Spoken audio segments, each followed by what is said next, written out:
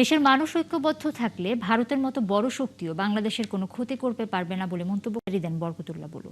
তিনি আরও অভিযোগ করেন, পশ্চিমবঙ্গের মানুষের ভোটের অধিকার কেড়ে নিয়ে মুসলমান এবং সংখ্যালঘুদের উপর অত্যাচার করেছে শুভেন্দু অধিকারী।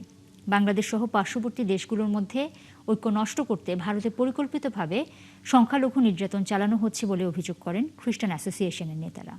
এ সময় মানববন্ধনে সংহতি জানান বিএনপি, জামায়াত ইসলামী, এনসিপি সহ বিভিন্ন রাজনৈতিক দলের প্রতিনিধিরা। এই যে হাজার বছরের সাম্প্রদায়িক সম্প্রীতির এই দেশ, আমরা বাংলাদেশে সকল সম্প্রদায়ের মানুষ, হিন্দু, মুসলিম, বৌদ্ধ, খ্রিস্টান যতটুকু ভালোভাবে আছে, যতটুকু সুন্দরভাবে আছে, এই ঐক্যটাকে বিনষ্ট করার জন্য ওখানকার যে এখন যে আরএসএস সমর্থিত সরকার যারা আছেন তারা এই ঘটনাগুলো ঘটাচ্ছে। গণঅভ্যুত্থানের মধ্য দিয়ে, একটা বিপ্লবের মধ্য দিয়ে বাংলাদেশে শেখ হাসিনাকে এই দেশ থেকে বিদায় করেছে। এই দেশে এখন দেশপ্রেমিকরা বিরোধী দল, দেশপ্রেমিকরা আজকে সরকারি দল।